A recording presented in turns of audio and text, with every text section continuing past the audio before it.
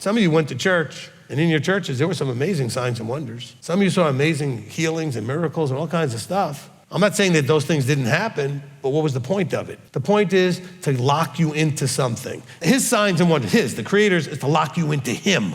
The other signs and wonders are to lock you into something else.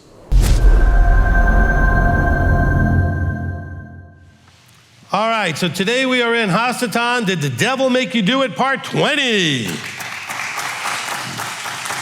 All right, brand new people were like, part what? Yes, part 20. About HaSatan? Yeah.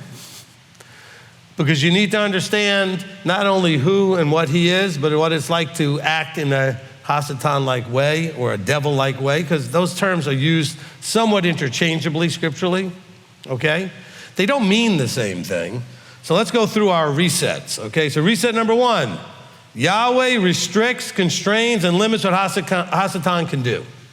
All right, the devil, HaSatan, cannot do just anything he wants. He's restricted, constrained, limited, okay? Because the church lied to you, told you wrong, told you all that stuff, had you put in this place of fear all the time, right? No, they can't, they, whatever.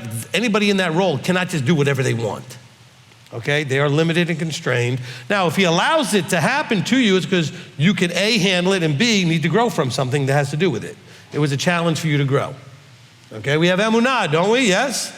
What is emunah? We trust that everything is either caused or allowed by him. He's fully sovereign and in control, okay? The devil is not fully sovereign and in control. Yahweh is, okay? So limited, constrained, restricted. All right, Satan means adversary. So when anybody's working like a Satan, they're working as an adversary. Devil means slanderer, accuser, attacking another person's reputation. This happens more often than not, the misrepresenting of the truth. The devil misrepresents the truth, okay?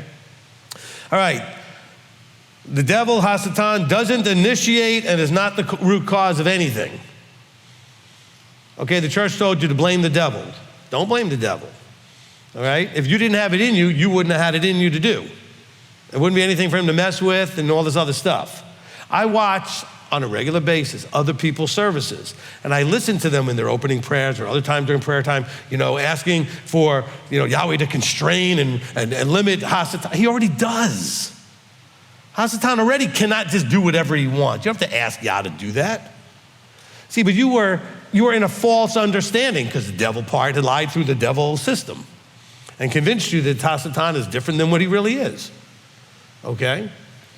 And so, no, he doesn't initiate anything. If it's not in you, you know what? All of you know problems that other people have that you have no struggle with. You know why? Because it's not in you. And then they have things they don't struggle with that you do, and you don't understand why they don't struggle, because that is in you.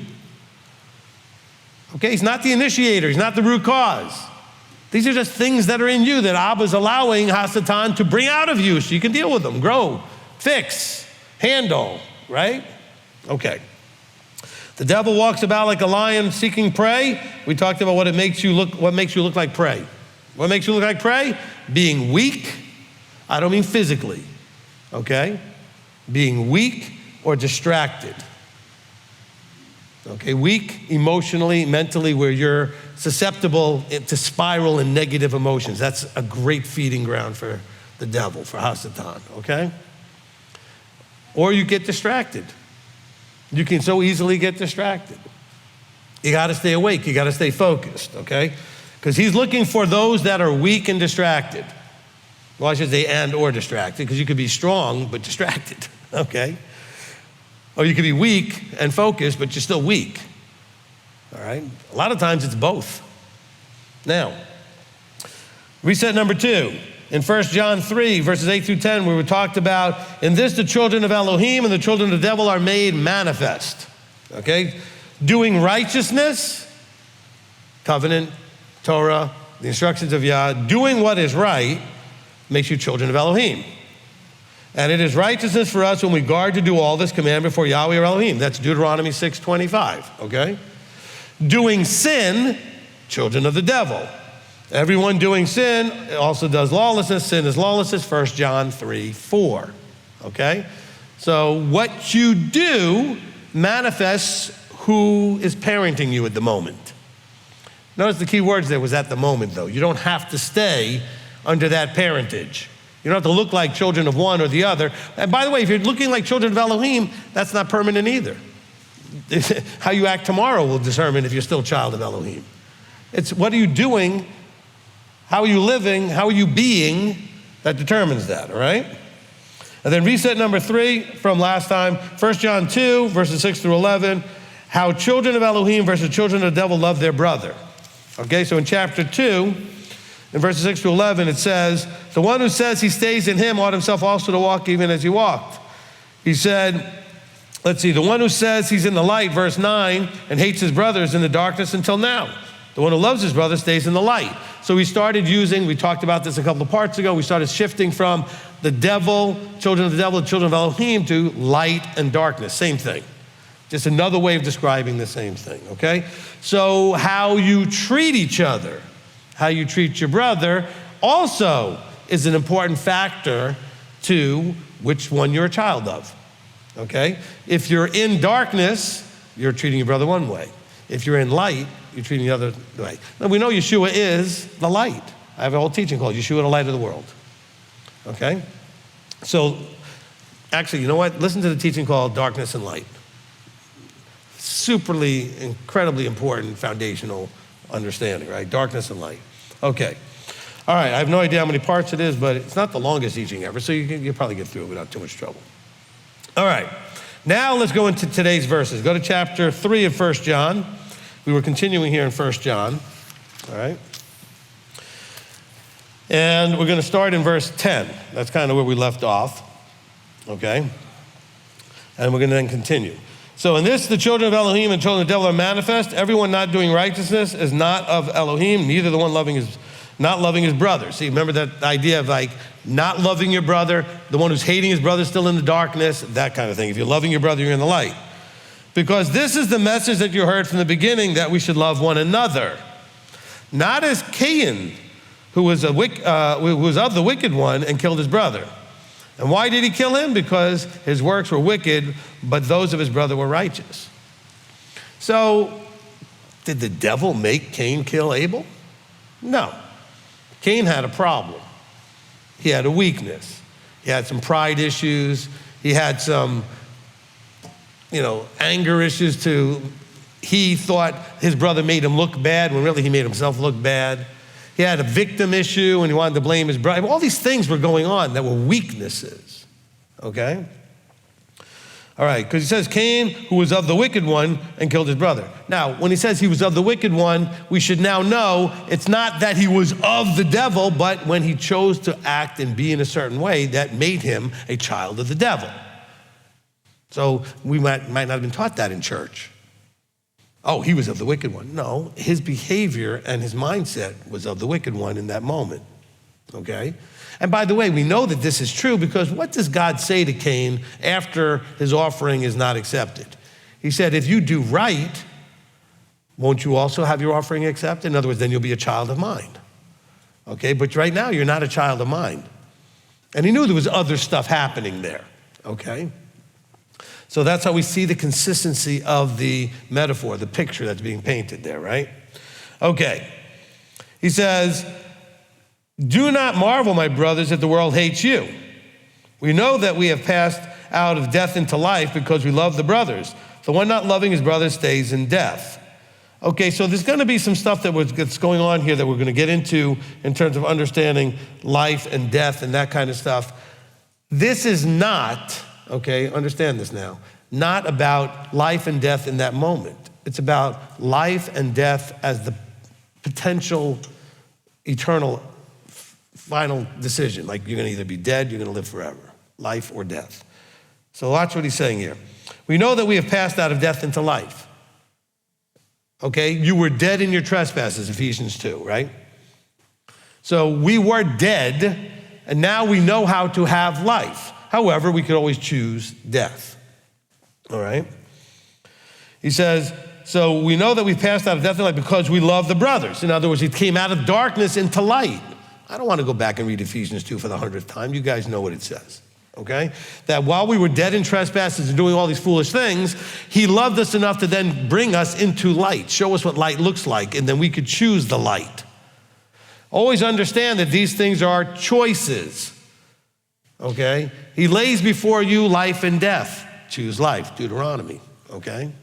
Now, he says, everyone, okay, so finishing that, he says, he says, we pass from death to life because we love the brothers. The one not loving his brother stays in death. Oh, so death again is a choice. If you're not loving your brother, you're staying in death. What does death mean? Not I'm dead now. Just like Ephesians 2 doesn't mean you're like a zombie. You're like the living, walking dead, right? We were dead in our trespasses. No, you had death as your final destination, all right? There was no life for you. This was it, okay? You were dead in trespasses. He says, so look, if you're not loving your brother, you're staying in death. He gave you the path to life. I am the truth, the way, and the life, John 14, right? So everyone hating his brother is a murderer, and you know that no murderer has everlasting life staying in him. Wow. Hating your brother makes you a murderer. What did Yeshua say about murder? He said, you know of old where it says not to murder, right, in Matthew? He says, I'm saying if you hate your brother, you're breaking the commandment. That's all that John's saying here. Saying the same thing. I mean, that was in Matthew, but John's saying it here. Yeshua said that as part of his very first little message. He talked about adultery and he talked about murder, okay? And so he's saying, look, if you hate your brother, you're a murderer. And there's no murderer has everlasting life. Oh, we're comparing the end final result, death versus everlasting life. Loving your brother, life.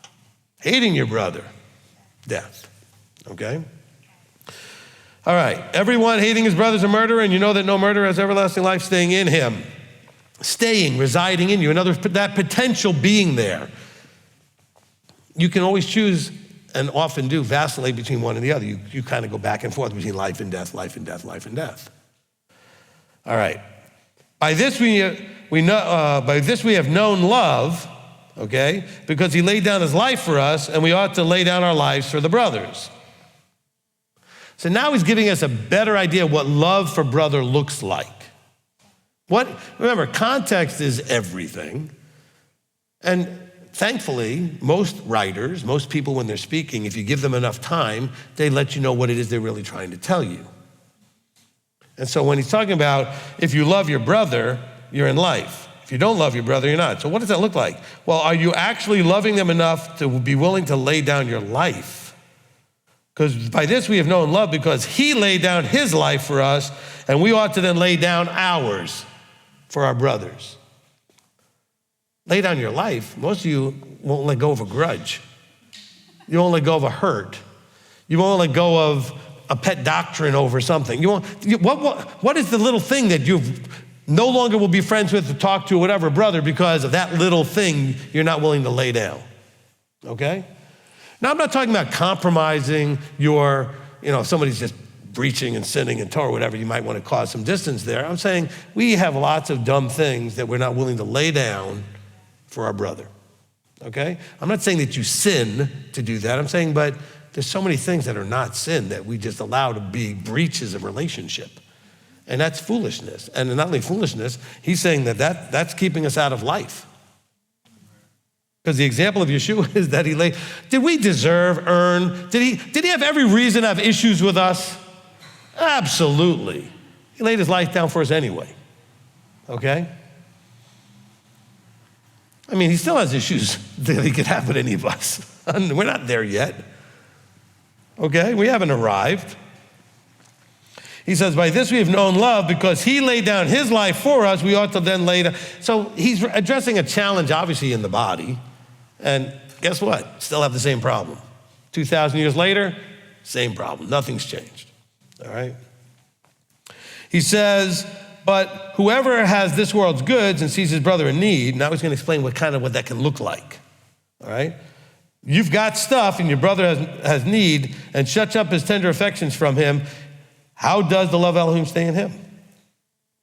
Now, bear in mind, in this day, there were a lot of really challenged, poor people that were coming into this walk, and there were some that were actually fairly well off. And the ones that were poor he's not saying that they're being lazy and this, that, and the other. I think they're just, societally, the things that were going on, there were some people that just could not get anywhere.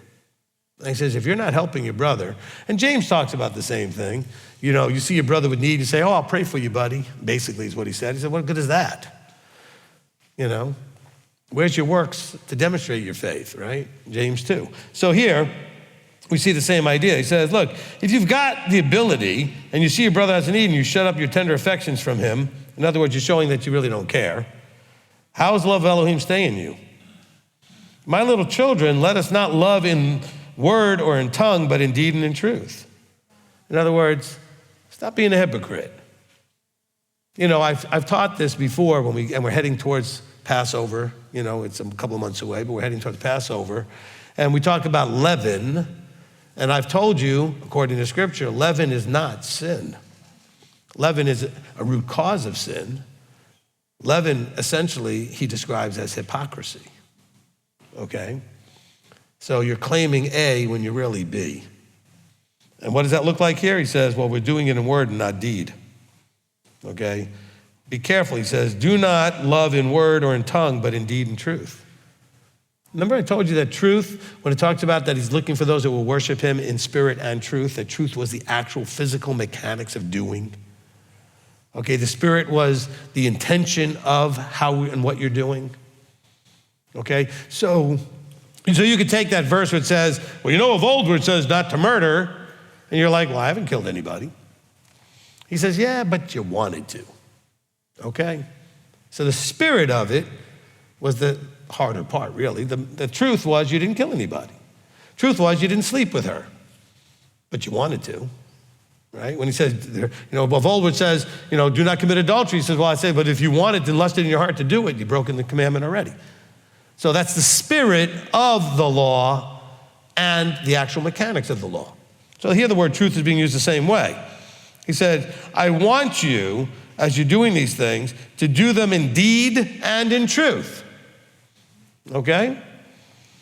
Just like you were doing something with your tongue and with words. So he's using deed and truth for the same thing, like words and tongue for the same thing. Okay, so deed and truth is not separate. He's just emphasizing the point. He says just like word and tongue, deed and truth. Okay? All right, so now, as he's looking at this, we go to verse 19, says, and by this we know that we are of the truth. And shall set our hearts at rest before him. By what? By for doing it in deed and truth, not just in word and tongue. He says, by this we will know. He says, and shall set our hearts at rest before him, that if our heart, listen now, if our heart condemns us, Elohim is greater than our heart and knows all. So what does this mean? Well, I think this is right at the core of a lot of mental health problems. Okay, you mess up and your heart condemns you. Well, why would he care about me? Look at how much I've screwed up already. Look at all the dumb things I do. Look at all the wrong things I've done. Why would he forgive me? I don't forgive me. Well, in the model prayer, it says, if you don't forgive others their trespasses, he won't forgive you. That includes you. That was a big part of the forgiveness teaching, right? Is that you got to start with forgiving you. A lot of you find it hard to do. You know why? Because it says it right here, okay? He says, your heart has condemned you. Your heart condemned you. There are verses where he says, well, like when he says to the woman caught in adultery, he says, where are your accusers? Okay, I'm not going to accuse you. So in this case, the same thing. Your heart is condemning you. He says, again, look at how this plays out. It includes loving others, but then goes back to now not loving yourself. Whoever has the world's good sees a brother in need and shuts up his tender affections. How does the love of Elohim stay in him? My little children, let us not love in word and tongue, but in deed and truth. And by this we know that we are in the truth and shall set our hearts at rest before him. Anybody need to set your heart at rest? Anybody struggle with having their heart at rest?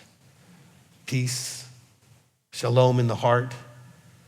Your peace is disturbed, you're agitated, anxiety, depression, anger, bitterness, whatever. That's not a heart at rest. So I want to say that he's talking about how you love your brother, but really he's giving you a strong admonition about if you can't do this for yourself, how are you going to do it for them? You got to do this for yourself. Okay? You know what? You can have all the world's goods, but are you taking care of your needs? Some of you are really, I don't know what the word I want to say is, you're really good at and projecting that this makes you a good person or helps heal your ugliness inside it about how you see you because you do for everybody else. But you don't take care of you. You won't take care of you physically, but you take care of everybody else physically. You won't take care of you emotionally, but you take care of everybody else's emotional stuff. And you're always projecting out to avoid dealing with you. But then you're thinking, if I do that, I'll feel better. Does it work? Well, no, what it probably does for that much time, for a minute, okay? But does it really work? He says you got to lay down your life. You know what?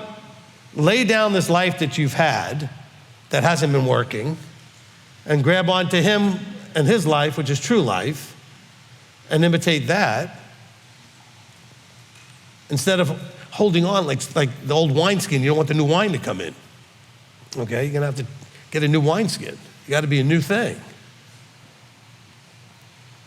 He says, my little children, let us not love in word or in tongue, but in deed and truth.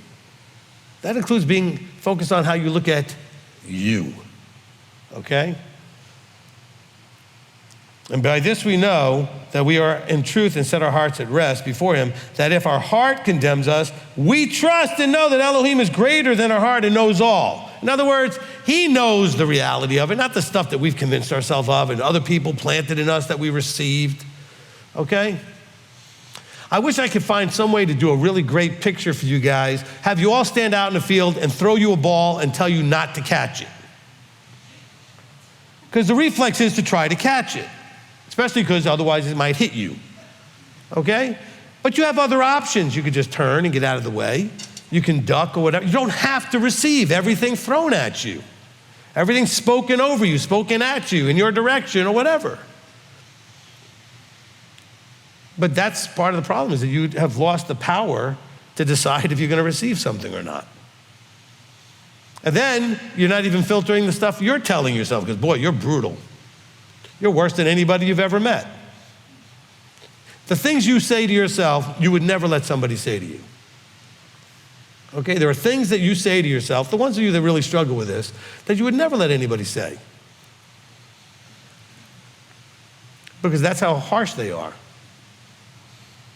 But we have to get to this place where we lay down that body of death, that old you, to come up in the light. That's all darkness, okay? When you're hating on you, it's like hating on your brother. You're not in the light. That's kind of what he's saying here, okay? But he says, if your heart condemns you, Elohim is greater than that. Interesting. Beloved ones, if our heart does not condemn us, we have boldness towards Elohim. In other words, you can go with boldness, meaning overcoming your fear, your embarrassment, your shame. Not boldness like, I'm going to strut in there to Elohim or something, okay? Because you got to understand sort of the cultural understanding of royalty. Look at the book of Esther, okay? Because in Esther, we see that problem. She has to go before the king. That was a bold move, okay? Because you didn't just do that. So that's the kind of mindset that John is talking about here, that with boldness, knowing that this is what we need to do, consequences be whatever, I'm going before the king, okay? But you can't do that if your heart's condemning you. Like, why would you want to talk to me? Why do you even look at me? I'm garbage. I look at the horrible things I've done and all this other stuff, blah, blah, blah, blah, blah, blah, blah, blah, blah. Okay? He said, beloved ones, if our heart doesn't condemn us, we have boldness.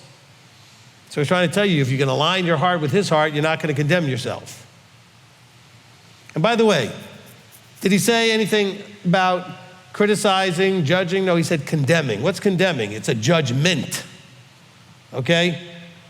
You're no good, not you're being no good. You have been no good. You are no good, okay? I don't know who has this mental health problem, but I want to address something. Hopefully it'll help somebody.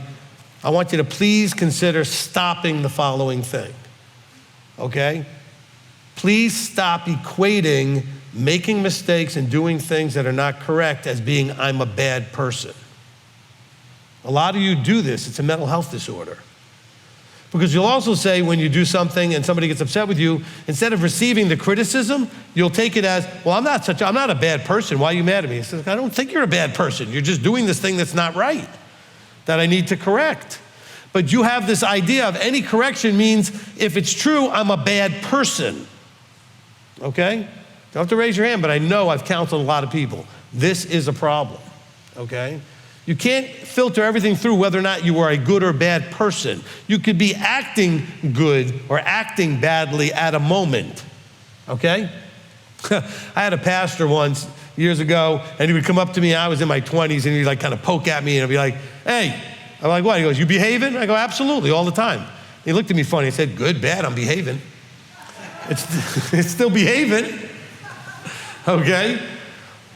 But it's the behavior that doesn't mean you are a bad person. Now, if you choose the behavior and you choose to live in the dark, then maybe that makes you have a problem. But just that equating things with, if you think I'm wrong or made a mistake, you think I'm a bad person. That's not always the case. It's almost never the case, probably. You may, though, equate it that way, all right? Well, if I fail at this or you are disappointed, that means I'm a bad person. No, it just means that you failed that and I was disappointed for a minute, or somebody was disappointed with you. It doesn't mean you're a bad person. Now, yes, all of us probably have had our moments where we were bad people and we did bad things. But you're supposed to now have recognized that and come out of that darkness into light. But then we have this idea of globalizing that really has handicapped our ability to grow emotionally and mentally, because we've globalized that anything that falls short makes me a bad person. And that's just not the case. But if that's always the way you're going to count it and look at it as far as like labeling, man, it's going to be so hard for you to deal with any kind of criticism or constructive correction of any sort. Because that means that I'm a bad person. And how could you ever feel good about anything if you're always thinking you're a bad person, if you think everybody else thinks you're a bad person? Okay? So let's be careful with that.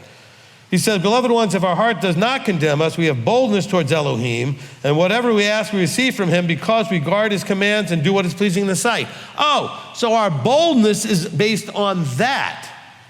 Not just because we say, well, he doesn't condemn us, so we're good. Well, no. Why doesn't he condemn us?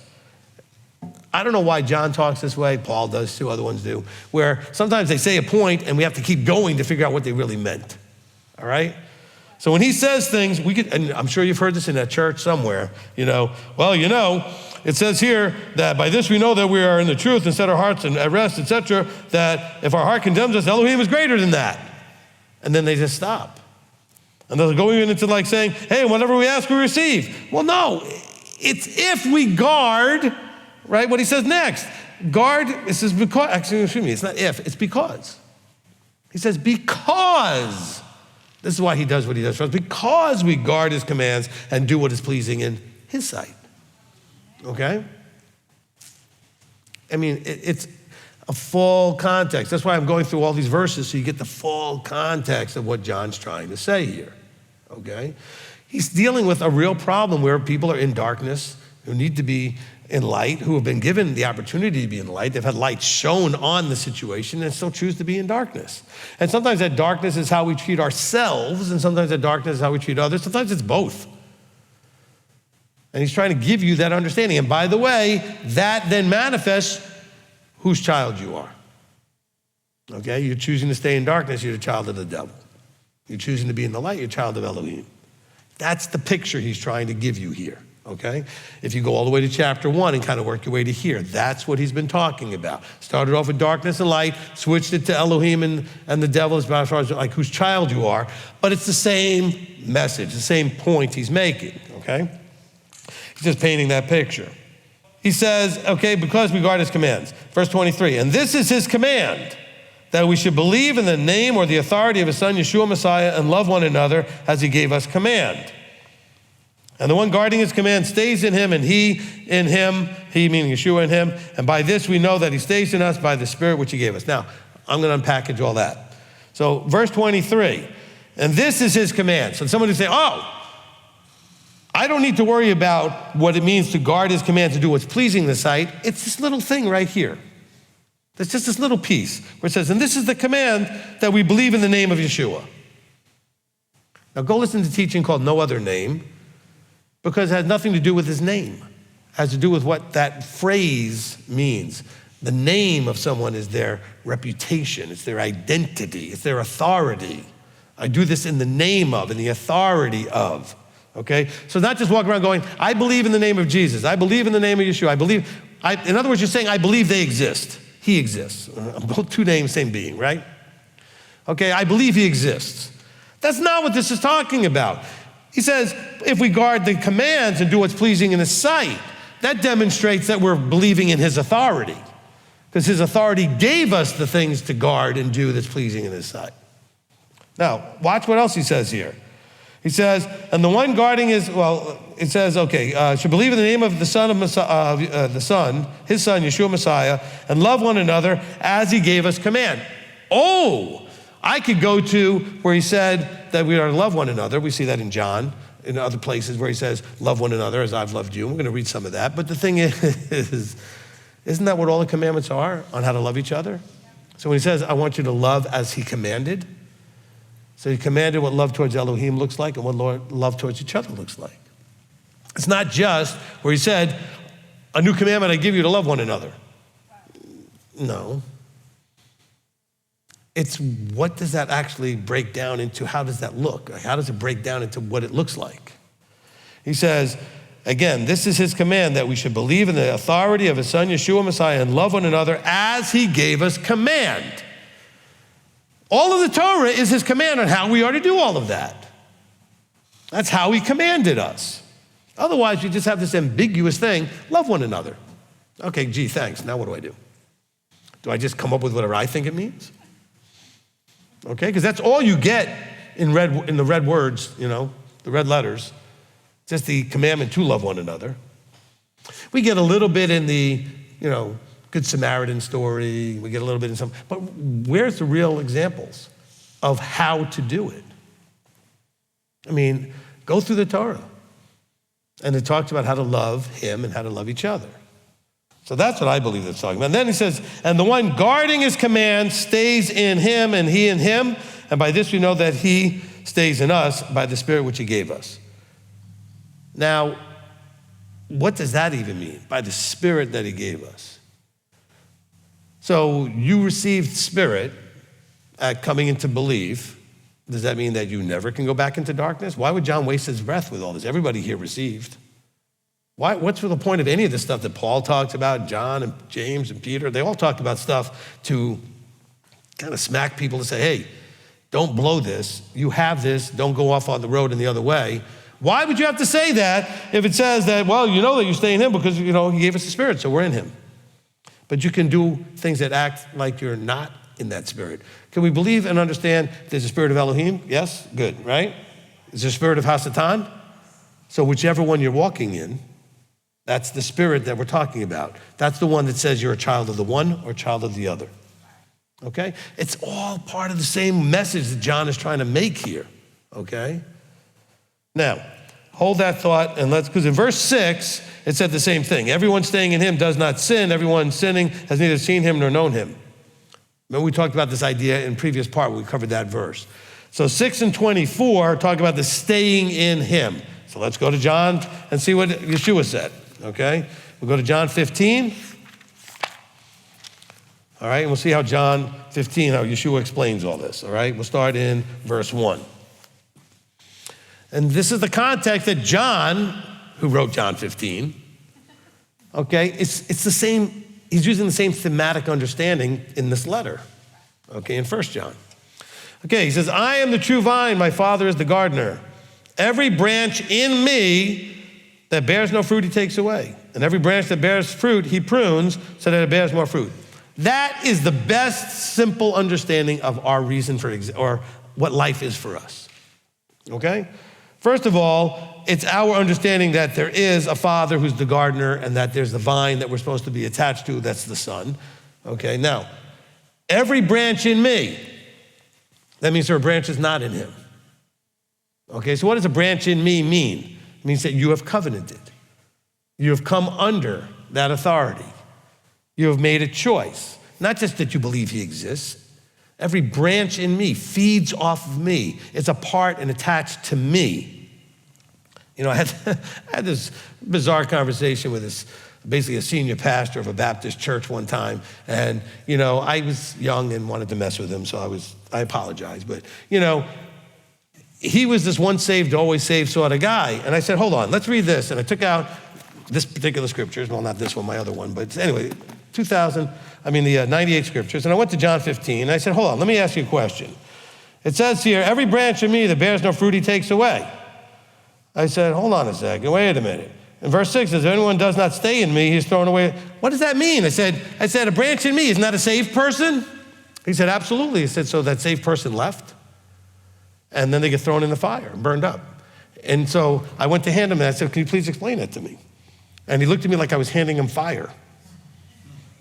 And I said, he's like, well, I don't know that translation. I said, yeah, like it really reads different. You got a King James? He said, yeah. I said, well, pull that out. Tell me it reads any different. It reads exactly the same, okay? I mean, there's some little differences from translation to translation. This is not one of them, all right? I said, please help me understand this. Every branch in me, by everybody's understanding Christianity, that would be a saved person. That's their definitions, right?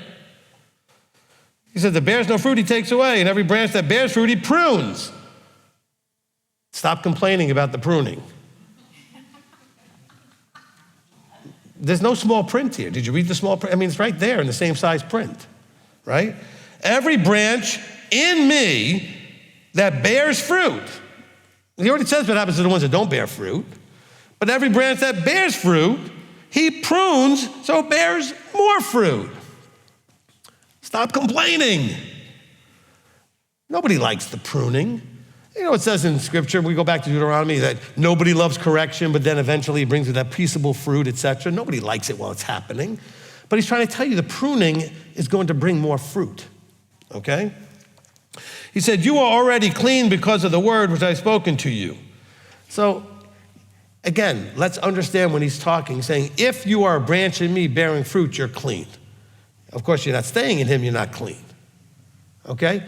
Anybody ever, go ahead and wash something and it's all clean and all nice. Next thing you know, you spilled something on it or whatever. You got a kid, you finally get them all cleaned up, and next thing they went outside for 5 seconds, came back, covered in. I'm like, how'd you do that in 5 seconds? Okay, just because you're clean doesn't mean that you're permanently clean. You'd have to behave a certain way to maintain that clean, right? He says, stay in me. That sounds like a command. Why would you have to say stay in me unless there was an opportunity for you to choose not to? Which again was for the once saved, always saved people. Why would Yeshua tell people to stay if leaving wasn't really possible? I mean, this whole section is about you staying or leaving. Once you start, no, wait, you're already a branch in him. This is not for the world and this person, they heard or whatever they did. No, he says, every branch in me. He's telling those branches in me, stay in me. You're a branch in me. All right, so we're not talking about outsiders, okay? Stay in me and I stay in you. As the branch is unable to bear fruit of itself unless it stays in the vine, so neither you unless you stay in me. So you can't bear fruit when you leave him. You have to stay in him. What does staying in him look like? It means imitating, doing, acting, guarding, keeping, covenant, etc. Let's continue. He goes, I am the vine, you are the branches. He who stays in me and I in him, he bears much fruit. Because without me, you are able to do nothing. Okay, without me, you're able to do nothing. Not without me, I'm able to do nothing. He's not the one doing, you are. But you need him to do the right things. So without the Torah, without the truth, without the light, the things you do don't have the value. They don't bear the fruit. Without me, wait a minute, isn't that what Ephesians 2 said? You were once without me, strangers of covenant, without connection, without Elohim. That's what it means without me, okay? He says you're able to do nothing that bears fruit, the good fruit. But with him, Torah, truth, light, way, all that good stuff, right? Oh yeah, then you're able to bear fruit. He says, and again, think of it when he says, I'm the vine, you're the branches. When you're, let's say you're a grapevine and you're branches of that vine, okay? Are you apples? No, you're grapes, okay? So like we feed off of as a branch of that vine and we bear fruit consistent with that vine. So we stay in him, we bear his fruit. But then if you don't understand the fullness that Messiah is, then you're not going to bear the fruit. Okay, you don't know what truth is, and he is the truth. The Torah is truth, the truth put on flesh, all that kind of good stuff. Let's go. If anyone doesn't stay in me, he is thrown away as a branch and dries up, and they gather them and throw them into the fire, and they are burned. Does that sound like that anything that dries up and thrown in the fire, does it burn forever? Does it burn quickly? Real quickly, okay? We used to deal with what we would call kindling, right? When you're making a fire, that's the stuff you put in, it burns real quick, but it burns very easily so that it can then maybe hopefully catch more of the wood on fire. So this is the dried up stuff, and that's gathered and thrown into the fire, and they are burned.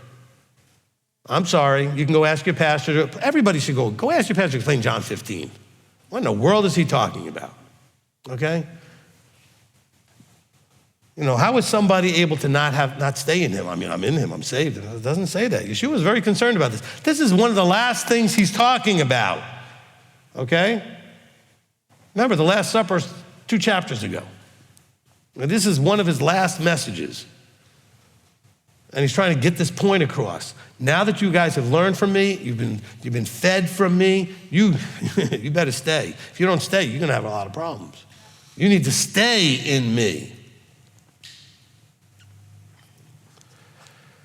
All right, here he goes. Verse 7, if you stay in me and my words, now he's going to start doing like we've seen with John and other places. I'm going to tell you something, and then I'm going to start to break it down into more detail what it looks like. If you stay in me and my words stay in you, just the words so that you can repeat them? No, the word stays in you, those words then manifest into actions, the fruit, okay? You shall ask whatever you wish, and it shall be done for you. So all you Christians that think you can just get together and ask whatever you want, he's sort of a genie, you rub the bottle, whatever. No. He says, if my words stay in you and you're staying in me. So guess what you're not doing? You're not doing Sabbath, you're doing Sunday. Well, that's not staying in him. And his words, where did he ever tell you to do Sunday? Okay. Well, he didn't say anything about Shabbat. Well, it does say that he kept Shabbat with the Jewish brethren on a regular basis. Plus his audience that he was talking to all kept it. There was no reason to mention it because they were already doing it, okay? Because some of you Christians really don't know this. Nowhere is he talking to anybody but Jews. That doesn't mean in the crowds there weren't a few mixed in there. His audience was the Jewish people, okay? So that audience, he knew he didn't have to tell them to keep Shabbat. They were keeping Shabbat. He dealt with some of the other challenges that they had, okay? Now, he says, if you stay in me, key word if you stay in me and my word. So there's 2 things that you have to do. Stay in him and the words have to stay in you. You shall ask whatever you wish and shall be done for you. If. Okay? Now, by the way, can we just also use another example? Or another clarification. Some things in Scripture are for everybody. Some things in Scripture are very specifically targeted. Who's he talking to here? You? No. Is he talking to everybody else hanging out in Jerusalem? No. He's talking to the 12, okay? Or the 11, all right, at this point. He's talking to them. He's passing this authority over to them and saying, hey, listen, I'm going to be out of here in a little bit. You guys are going to have to carry the torch. You're going to have to carry this forward. You're going to need to stay in me. It's not going to be easy. And my words need to stay in you. And your fruit has to bear more fruit. In this my Father is esteemed, that you bear much fruit, and you shall be my taught ones. In other words, you can actually be, now he's leaving. He's saying, to demonstrate that you're my student, my taught one, you will bear much fruit. What kind of fruit? The fruit that he talked about in the beginning. He says, if you stay in me, and you are pruned and everything else, you'll bear much fruit. But you got to stay. Handle the pruning. As the Father has loved me, I also have loved you. Stay in my love. What's he saying there? In the same manner as my Father has loved me, in the same way he has loved me, I have loved you. Stay in that love. But of course, disciplining is also a form of love. Correction is a form of love. Instruction is a form of love.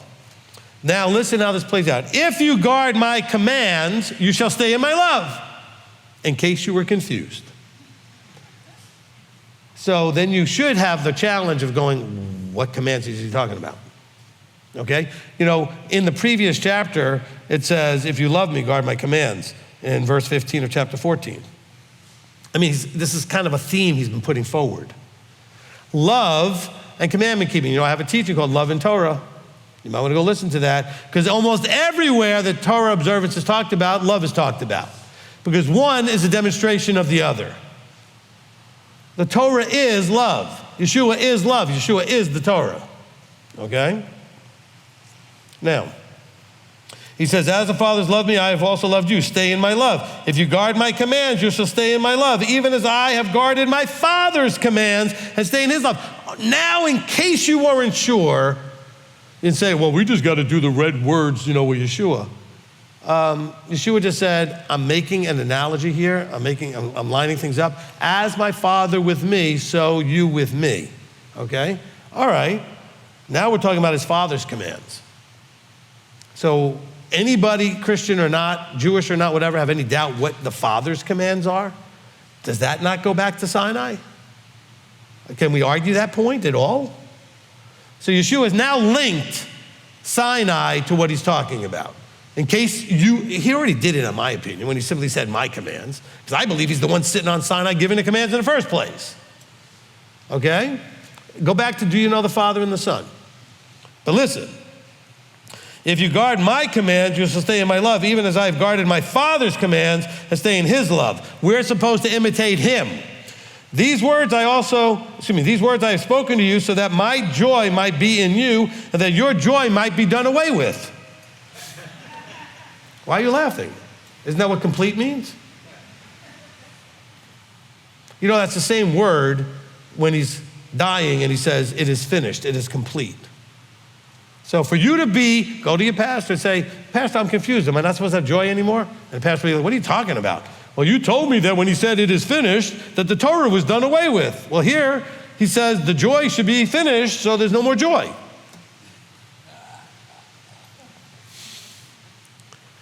How does that work? Same word in the Greek, okay? So what does it mean? It means that it would be filled to what it's supposed to be. He came to do a task, he finished his task. That task was completed. His task was what? To come in the flesh, go through a journey, and eventually die and be resurrected. He said, I've done everything I can in the flesh. That was it, I'm done. You sent me here to do what I did? What I was supposed to do? Job finished, okay? Task completed.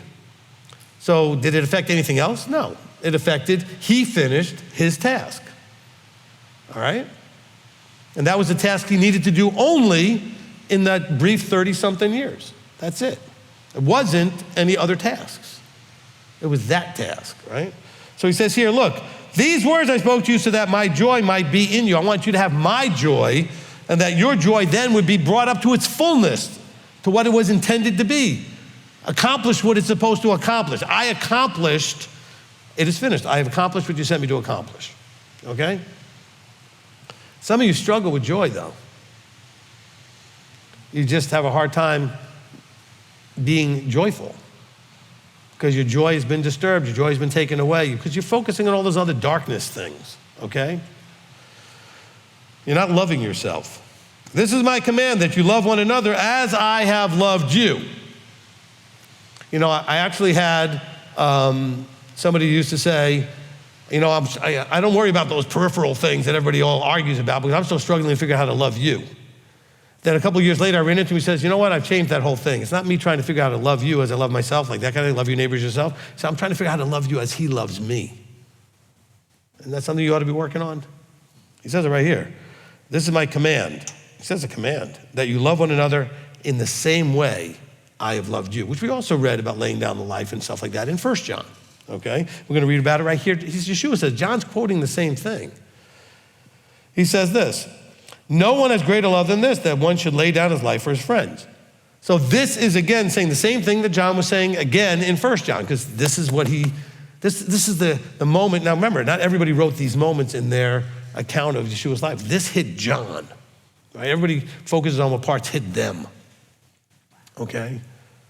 And this is what hit John.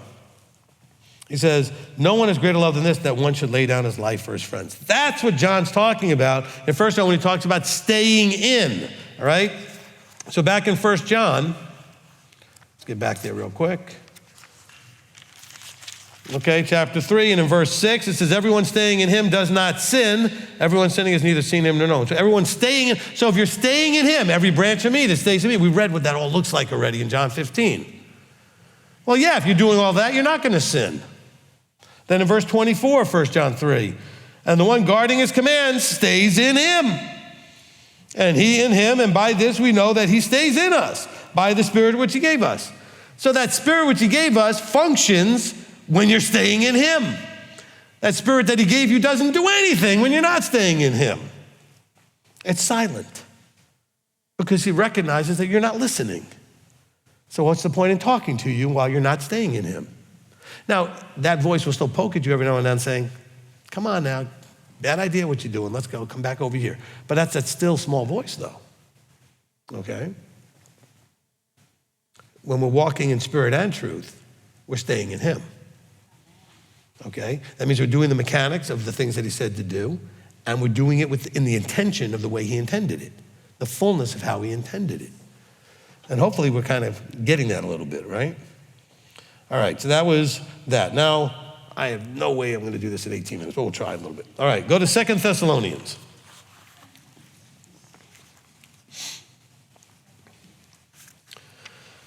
Second Thessalonians.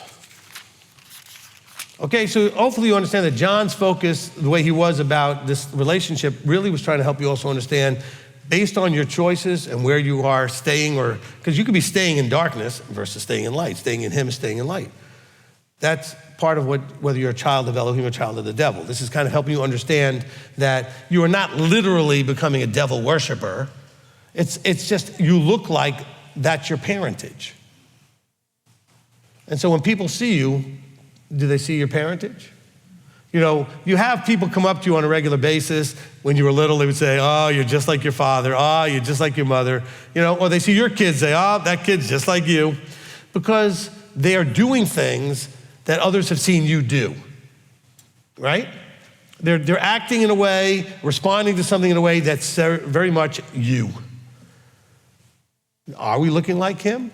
Are we responding to things in the way he does? Are we acting the way that he did? What are they seeing when they see us? Do we look like the rest of the world? Or do we look like that peculiar nation, you know, that's different? All right, 2 Thessalonians chapter 2. All right, begin in verse 1. Well, actually, we'll begin in verse 9. Let me let you know where we're going here. The coming of the lawless one is according to the working of Satan with all power and signs and wonders of falsehood. So I'm going to tell you who that is and when he's coming. No, I'm not. All right. Well, wait till you hear the whole explanation. You'll see that this is going to come out different than maybe you thought. Verse 1, as to the coming of our Master Yeshua, Messiah, and our gathering together with him, or to him, we ask you, brothers, not to become easily unsettled in mind or troubled, either by spirit or by word or by letter, as if from us, as if the day of Yahweh has come. All right. They were arguing and discussing, as people do today, probably even more so, because they were all expecting to come back right away, okay? You know, what is gonna be the coming? What's his sign? What's happening? How this is gonna... So people are getting unsettled. See, people say to me all the time, well, not all the time, enough, you know, why do I teach so much personal development out of Scripture? Because isn't that what's happening here again? An unsettled mind. It's therapy. It's understanding our mental health and our emotions. This is what they were dealing with too. He's literally saying, listen, He says, don't become so easily unsettled in your mind or troubled. Now, why would he say that unless it was happening a bunch? I mean, is he writing this letter because 2 people are having this problem? No, okay? It's a common problem that he's dealing with here. So this is as to the coming of our master, Yeshua, right? And our gathering together to him. So he knows the master's gonna come, and when he does, we're gonna be gathered to him. That's scripturally sound all the way through the prophets, okay? That when he comes, there will be this gathering. All right, good. He says, but because it hasn't happened yet, and you don't understand how that all plays out, he says, don't get unsettled in your mind. Don't be all troubled and worried, okay? And now, how does that worry get triggered? He says it can be triggered because there are people out there running their mouths. He says, either by spirit, or word, or letter, as if it was from us. In other words, don't receive from just everybody as if it's coming from us who have the authority. This is again where we got the HaSatan, adversary, the devil who is twisting and misrepresenting the truth. Okay, these understandings. Watch how this plays out. He says, let no one deceive you in any way. So clearly people are getting information and they're being deceived. Now that was then, it's no different now, okay? And Yeshua said it, by the way, so did all the other writers, that anti-messiahs were coming, but we're already there, okay? False teachers, false prophets were coming, and we're already there. If they were already there then, certainly we have them today. Now, let no one deceive you in any way, because the falling away is to come first, and the man of lawlessness is to be revealed, the son of destruction. Hold on. Maybe you need to understand what that's all about a little bit differently than maybe you thought, because everybody wants to see this as this evil being. Maybe not exactly how you thought. Okay, this person, this idea, the man of lawlessness, opposes and exalts himself above all that is called Elohim, or that is worship, so that he sits as Elohim in the dwelling place of Elohim, showing himself that he is Elohim. Do you not remember that I told you this while I was still with you? And now you know what restrains for him to be revealed in this time. Okay, so let's start off with, let's deal with verse 7 first.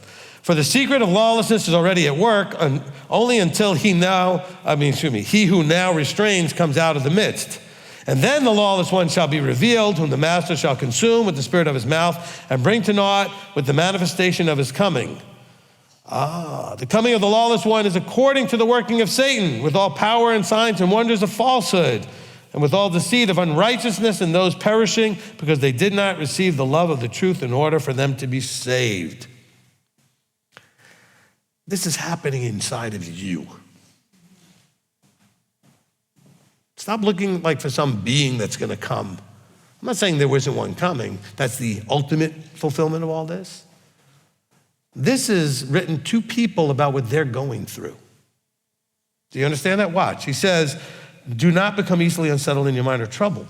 In what way? He says, because there has to be a falling away. How does the falling away come? Because you're going to buy into stuff that you shouldn't buy into. You're not staying in him, okay? The man of lawlessness is to be revealed. Oh, I'm looking for that being so I can keep pointing at that being as the problem. No, that's going to come out of you.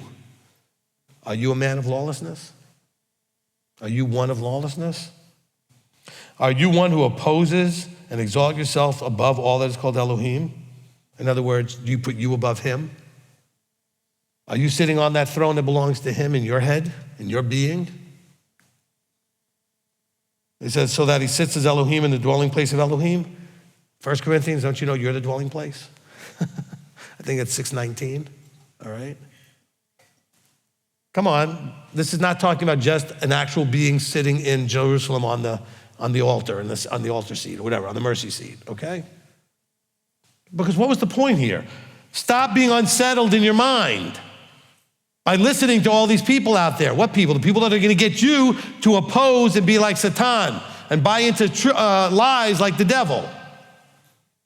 Because that lawlessness has to be revealed out of you. Remember, you were dead in trespasses. You once walked as the Gentiles walked, in the foolishness and the waste of time of your own mind, right? It says that, you're walking in the fruitless aspects of your own mind, right? Unprofitable. Watch, okay? Who opposes and exalts himself above. Oh, I don't do that, really? When you choose to do what you want instead of what he said? Are you not opposing and exalting yourself? All right? It says, who sits where Elohim is supposed to sit. I don't know, who's running the show in your life? Who actually has the authority? I mean, I know you make your choices, but do you do them under authority? Do you look to and understand how your actions should be within that authority structure between you and him? I'm not even talking about other authority like ministry or anything else. I'm just simply saying about you and him. He says, let's see. Do you remember that I told you while I was with you? And now you know what restrains for him to be revealed in this time. I have said this in the Millennium and Kingdom teaching. Some of you can remember this. What did I tell you in that teaching? Because people were asking, well, when is Yeshua coming? I said, not until we're ready. We restrain. See, it's not a being. It's not like the evil one, HaSatan, whatever. It's us. He's not coming until we're ready. Because it says, well, what if the master should tarry? Why would he tarry? Because we're not ready. So all you mathematician geniuses and scripture geniuses that think you figured out what 6,000 years is and he's going to come and all this other stuff, all those dates have been wrong already. Matter of fact, now that it's 2025, it's really tough for any of you to do math that still works after 2025. We're beyond everybody's 6,000 calculation, except the Jews who have themselves still at, a couple hundred years to go, okay? But we're beyond most everybody's calculations because he's not coming according to our brilliance of figuring that out. He's coming when we're ready. We're not ready. That's what's constraining him. That's what's restraining you. I'm not trying to blame you. I'm just saying that that's part of why he's patiently waiting for us to get there. Okay? He says, and now you know what restrains for him to be revealed in this time. Well, you say, well, he's talking about revealing the evil one. No, we're talking about as to the coming of our master, verse 1. So why is our master? So he's not being revealed totally in you until that other one gets revealed in you. The lawless one has to get revealed. Okay? He says, I told you this. He said, the secret of lawlessness is already at work. Oh, so it's something they were all dealing with. This is already happening. He says, only until he who now restrains comes out of the midst. Okay, so you have to allow this stuff to come out and be dealt with. The lawless one has to come out and be dealt with, and the truth, the Messiah, has to come out, and you have to then recognize him properly. Okay? So you can take it whichever way you want there as far as who's restraining who. All right? And then the lawless one shall be revealed, whom the master shall consume. So once the lawless one is revealed to you, because that gets revealed to you, where you see him in your life, in you, then what it says here, the master shall consume with the spirit of his mouth and bring naught to naught with the manifestation of his coming. So what brings HaSatan to nothing? The words of Messiah lived in your life brings it to nothing. Simple. Consistent with everything else we've read. Okay, I don't mean just here in Thessalonians, but this is, John was talking about it, Yeshua was talking about it. Okay?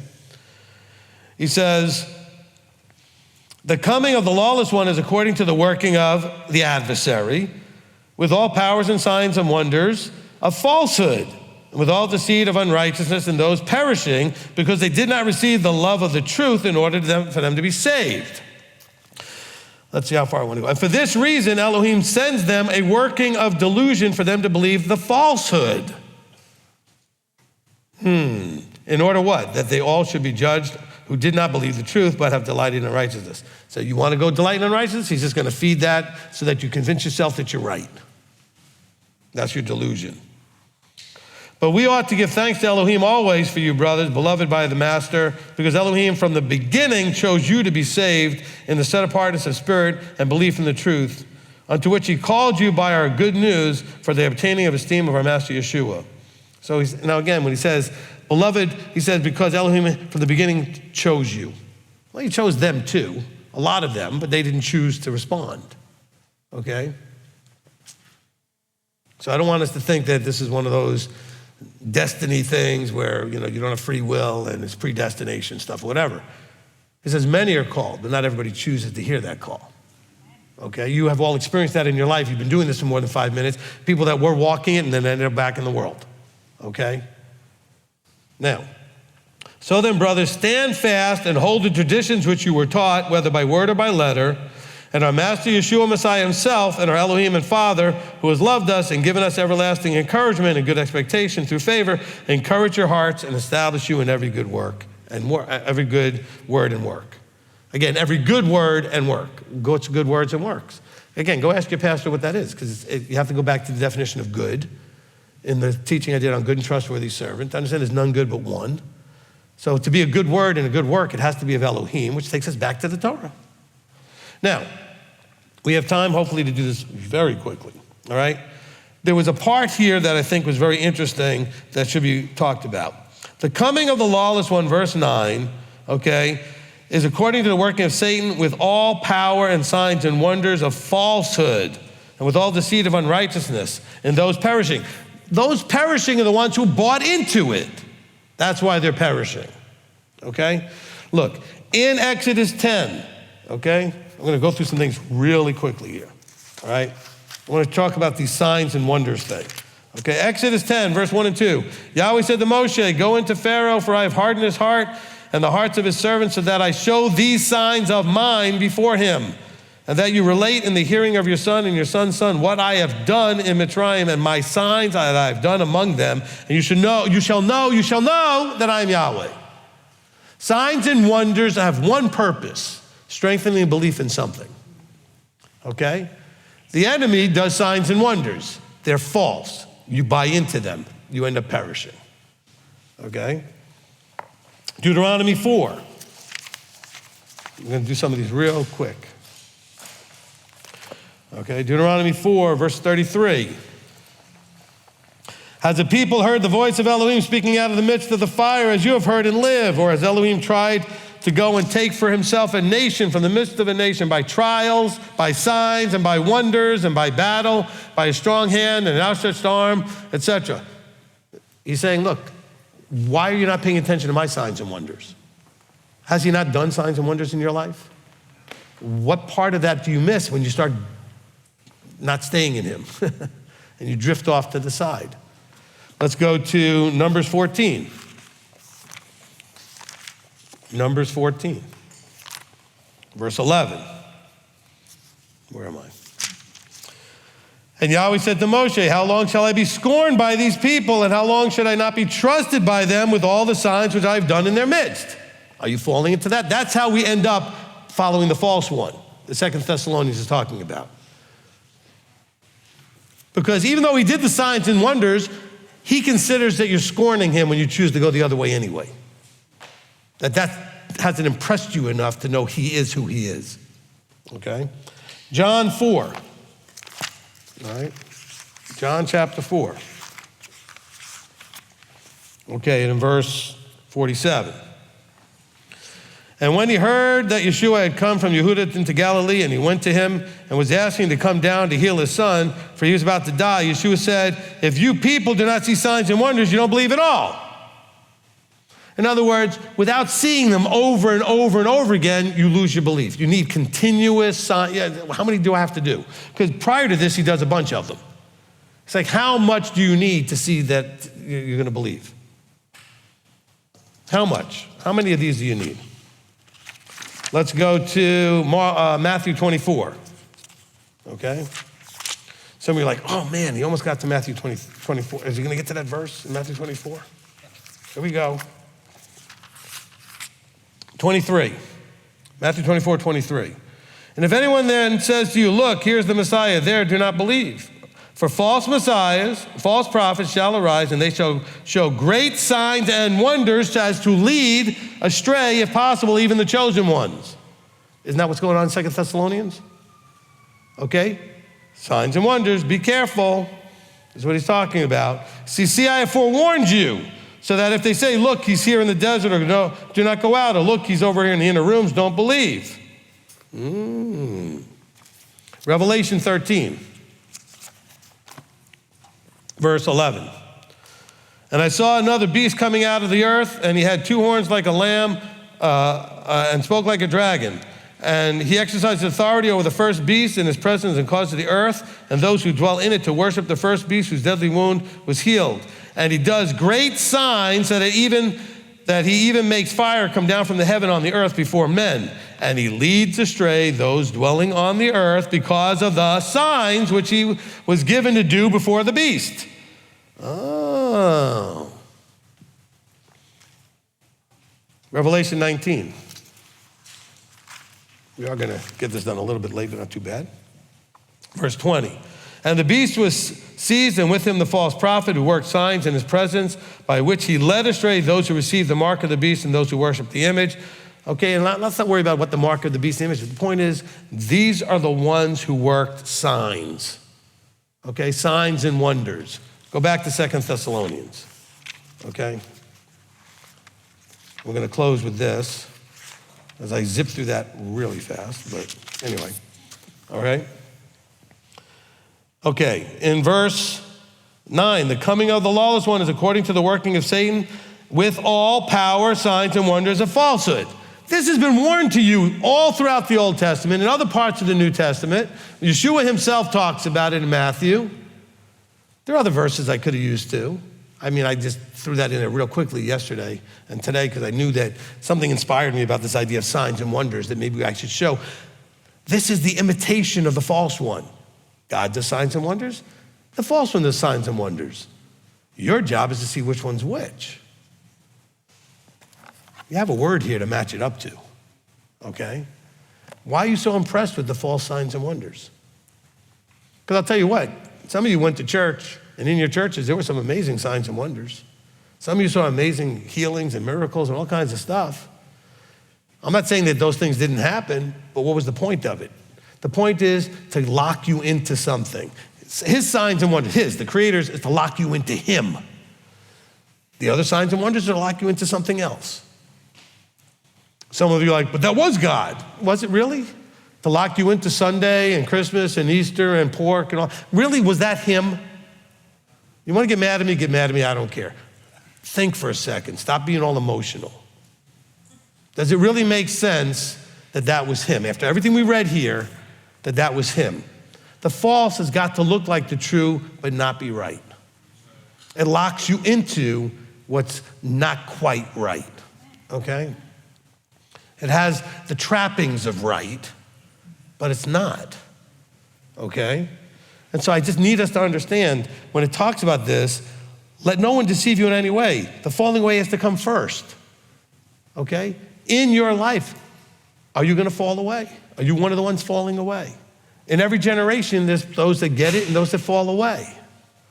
And that has to do with, are you gonna oppose and exalt yourself over him? And some of you are like, I don't even think anything big about my own self. It has nothing to do with exalting in some profound way. It's like every time you choose you over him, your preference over what he says, you're exalting yourself. You've now elevated yourself into his position and have gone into opposition. That's where you become an adversary.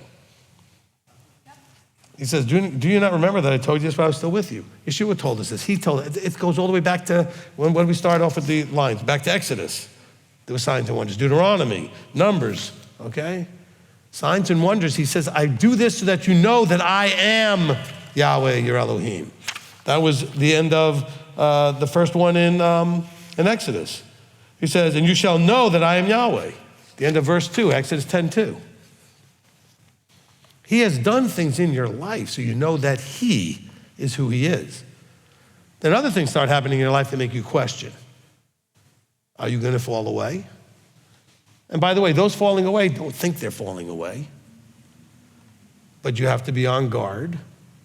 You have to not exalt yourself. You gotta be, and a lot of that happens from this part, becoming easily unsettled in your mind, troubled. And the next thing you know, to go to somewhere else. And you go to some other solution, some other choice, because something troubled you and unsettled you in your mind.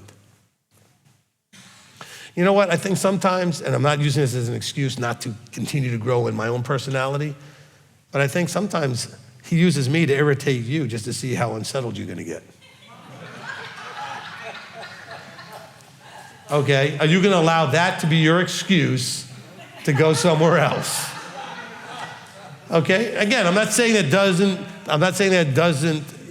mean I should still keep working on improving, and I do. But you know what? A lot of people leave over personality, and that's them just missing the point, okay? Because I promise you, many of you wouldn't like Rabbi Shaul, or John, or Peter, or James, or whoever. Certainly Moses. Some of these guys, I promise you, you think, oh, I would love it if they were. No, you wouldn't. Not all of you. Some of you might, some of you wouldn't. Different instrument for different people, right? Because some of you love the way I do things, some of you don't. I promise you, some of you wouldn't like you pick any of these guys, if they had been the one that you got to meet every week, you would not like them. Some of you would not, because their approach would not be the approach that you would work well with you, okay? Don't get distracted by that stuff. Don't get distracted by that stuff. All right, let's go before the Father. Father, we come before you, and Father, we're truly trying to embrace how we can see ourselves functioning in this devil, Satan sort of way, and how this functions in ourselves, not so much an outside being, an outside thing, but how you allow and cause these things to happen and our experience with them so that we can then have what is inside of us come out, so that we can have the lawless one be revealed in us, okay? So that once it's revealed, then you, through your revelation, can help us to consume that, to destroy that, okay? Because we can't destroy the works of HaSatan and the devil if we don't know what the difference is between his works and your works. And so, Father, we thank you for the clarity. We thank you for having the inspired writings of Paul here to the Thessalonians, of John in 1 John, of course, of the words of Yeshua in John, and the other things that we read with Moses, etc., for helping us to put all these pieces line upon line and precept upon precept together so that we can understand what we need to worry about. Because a lot of us are walking around going, doesn't matter, I can just kind of cruise until the lawless one is revealed. Well, I think it's being revealed in us. And that's what we need to be working on. And that's what we need to be concerned with. So that we are, as to the coming of our Messiah, we are starting to understand that we're restraining. Okay? We're also restraining the lawless one from being revealed because we don't want to have him revealed in us. Because it's in us that these things are happening. And we're thinking it's outside of us. And it's not. And we get that. And we thank you, Father, for revealing that to us. So, Father, we want to come to you humbly now and ask your forgiveness for all the places we fall short, and your encouragement as we try to now walk in what we've just learned. As we come before you now in the name above all names, Yeshua our Messiah. Amen. Amen. Amen.